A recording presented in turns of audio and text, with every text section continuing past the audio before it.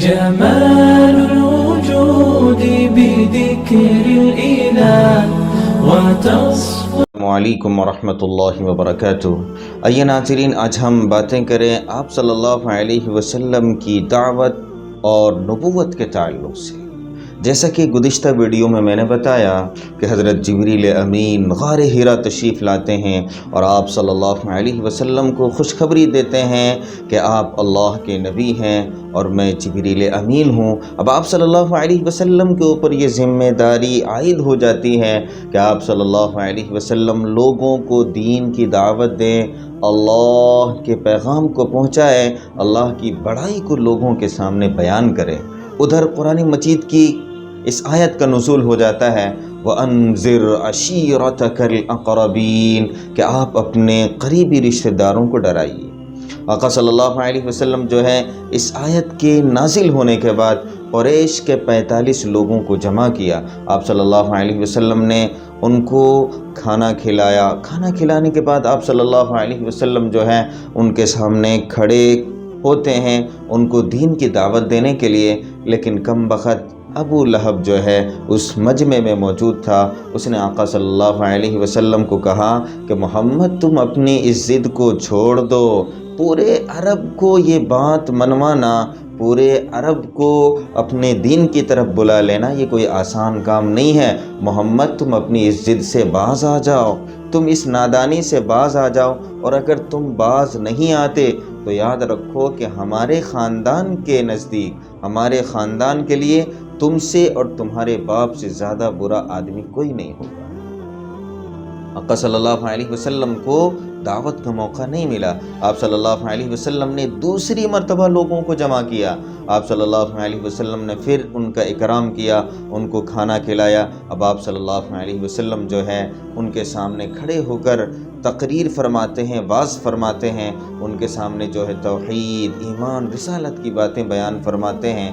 پھر آپ صلی اللہ علیہ وسلم پوچھتے ہیں لوگوں سے کہ بتاؤ میرا ساتھ تم میں سے کون کون دے گا.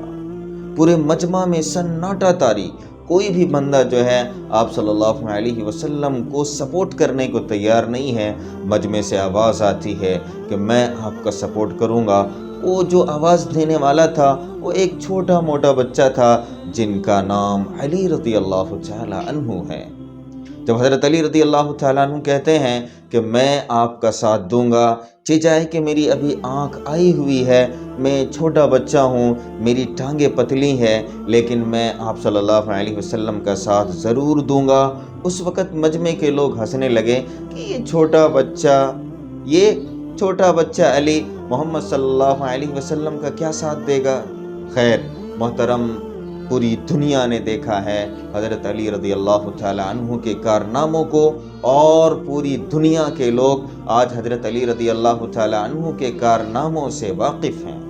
آقا صلی اللہ علیہ وسلم لوگوں کے ہنسنے سے غمگین نہیں ہوئے اور دعوت کے کام کو آقا صلی اللہ علیہ وسلم نے نہیں چھوڑا، بلکہ آپ صلی اللہ علیہ وسلم ایک مرتبہ کیا ہوا کہ آپ صفا پہاڑی پہ تشریف لے جاتے ہیں اور صفا پہاڑی پہ آپ وہاں سے قریش کے قبیلے والوں کو نام بنام لے کر ان کو پکارا. بس کیا تھا، صادق الامین کا پکارنا تھا کہ تمام لوگ پہاڑ کے دامن میں آ جاتے ہیں، نیچے آ جاتے ہیں. آپ صلی اللہ علیہ وسلم نے وہاں پر ایسی حکیمانہ گفتگو فرمائی. آپ صلی اللہ علیہ وسلم فرماتے ہیں لوگو تم لوگ پہاڑ کے نیچے ہو، میں پہاڑ کے اوپر ہوں، میں ادھر بھی دیکھ رہا ہوں، میں ادھر بھی دیکھ رہا ہوں. بتاؤ تمہاری کیا رائے ہے، تمہارا کیا خیال ہے؟ اگر میں تم سے یہ کہوں کہ پہاڑ کے اس جانب دشمنوں کا ایک لشکر ہے جو تم پر حملہ کرنے والا ہے تو تم کیا کہو گے؟ لوگوں نے بیک زبان ہو کر کہا کہ آپ بالکل سچی بات کہیں گے.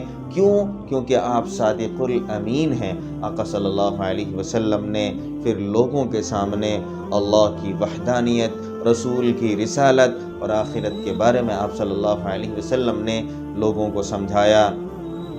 کہ ماننے کی صورت میں کیا فائدے ہیں اور نہ ماننے کی صورت میں کیا کیا نقصانات ہیں۔ پورے مجمع میں کھلبلی مچ گئی۔ اس مجمع میں بھی کم بخت ابو لہب تھا، اس نے پتھر اٹھا کر آپ صلی اللہ علیہ وسلم کی طرف پھینکا۔ آپ صلی اللہ علیہ وسلم سے پھر وہ ابو لہب کہنے لگا کہ محمد تو غارت ہو، تو ہلاک ہو جائے، تم نے ہمیں اسی لیے جمع کیا؟ تبا لک لہذا جمعتنا یا محمد، کیا تم نے ہمیں اسی وجہ سے جمع کیا تھا محمد؟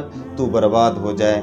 خیر محترم، اب قریش کے لوگوں نے پہلے تو آپ صلی اللہ علیہ وسلم کے اس عمل کو، اس دعوت کو ہلکے میں لیا۔ اب جو ہے ان لوگوں کو سمجھ میں آ گیا کہ پانی سر سے اونچا ہونے لگا ہے۔ یہ ان کے معبودان باطل کے لیے ایک سمجھ لیجئے کہ بجلی کا کڑکا تھا۔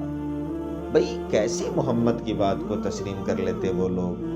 کیونکہ کعبہ کے وہ لوگ چودھری بن کے بیٹھے ہوئے تھے، مجاور بن کے بیٹھے ہوئے تھے، ان کے کعبہ کے نام پہ بہت ساری چڑھاوے آیا کرتے تھے، ان سے ان کا گھر چلتا تھا، ان سے ان کی عزت ہوتی تھی۔ کعبہ کے اندر جو ہے حاجیوں کی خدمت کے لیے بہت سارے عہدے تھے، بہت ساری کیٹیگریز تھے، تمام لوگ جو ہے ان کیٹیگریوں کے اندر بٹے ہوئے تھے، ان میں ان کی چودراہٹ چل رہی تھی۔ اب محمد کی بات کو مان لینا گویا کہ اپنے آپ کو محمد کے سامنے سپرد کر دینا اور اپنے سارے عہدوں کو، ساری عزت کو ختم کر دینا۔ لہٰذا ان لوگوں نے آپ صلی اللہ علیہ وسلم کی باتوں کو نہیں مانا۔ آپ صلی اللہ علیہ وسلم کیا ہوا؟ صفا پہاڑی، اس سے پہلے 2 مرتبہ کی باتیں آپ نے ابھی سنی۔ آپ صلی اللہ علیہ وسلم نے ایک مرتبہ حرم میں توحید کا اعلان فرمایا۔ اب کیا تھا؟ اعلان کرنا تھا کہ لوگ ٹوٹ پڑے۔ آپ صلی اللہ علیہ وسلم پر تلواریں پڑنے لگی۔ حارث بن ابی حالہ کو پتہ چلتا ہے، وہ آتے ہیں دوڑتے ہوئے آتے ہیں بچانے کے لیے۔ تب تک آپ صلی اللہ علیہ وسلم بہت زخمی ہو چکے تھے۔ محترم میں آپ کو بتاتا چلوں، یہ پہلا خون تھا جس سے حرم شریف کی زمین لالاسار ہو گئی۔ اب قریش کے اندر جو ہے پھوٹ پڑ گیا۔ لوگ جو ہے سوچنے لگے کہ اگر محمد کی اس دعوت کو اگر ہم لوگ نہیں روکیں گے تو پھر ہمیں کوئی پوچھنے والا نہیں ہوگا، ہمیں کوئی بھاؤ دینے والا نہیں ہوگا۔ لہٰذا تمام سرداران قریش جو ہے جمع ہوتے ہیں اور وہ لوگ جو ہے مشورہ کرتا ہے کہ اس جڑ کو پکڑنے سے پہلے اس جڑ کو کچل دیا جائے، یا تو ان کے سر کو ہی کچل کر کے اس وائرس کو اور اس ہمارے جو معبودان باطل کو جو برا بھلا کہا جا رہا ہے ان کو کچل کے ختم کر دیا جائے۔ لیکن پھر لوگوں میں یہ بھی باتیں تھی کہ بھئی یہ تو ہمارے ہی درمیان پلا بڑھا ہے، ہم ہی لوگوں نے ان کو صادق اور امین کا لقب دیا ہے کہ آپ سچے ہیں، آپ جھوٹے ہیں، ہم لوگ ان کے ساتھ ایسا نہیں کر سکتے۔ بالآخر بہت ساری رائیں آئی، ان رائیوں میں سے ایک رائے یہ بھی آئی کہ ہم لوگ ابو طالب کے پاس چلتے ہیں۔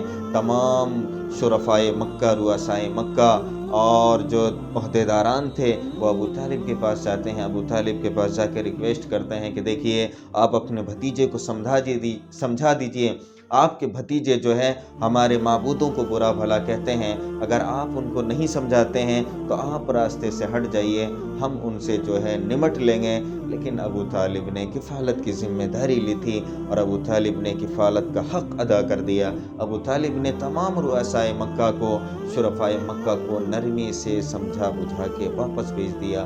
محترم کہنے کا مطلب یہ ہے کہ عہدہ، رتبہ، اپنی عزت لوگوں کو اتنی پیاری ہوتی ہے کہ ان کے سامنے اگر حق چیز آ جائے، حق باتیں آ جائیں اور اس عہدے سے، اس رتبے سے سامنے والے بندے کو اگر فائدہ مل رہا ہے تو وہ حق بات کو چھوڑ دیتا ہے اور اپنے باطل عہدوں پر، باطل رتبوں پر وہ بندہ جو ہے ٹکا رہتا ہے، کیونکہ اس سے اس کی روزی روٹی چلتی ہے۔ میرے بھائی ان عملوں سے ہم باز آ جائیں، اور اگر ہمارے سامنے حق بات آ جاتی ہے اور اگر ہم سے کوئی غلط عمل ہو رہا ہو تو اللہ کے لیے اس غلط عمل کو چھوڑیں اور نیک عمل کرنے کی کوشش کریں۔ اللہ ہم تمام کو عمل کی توفیق دے۔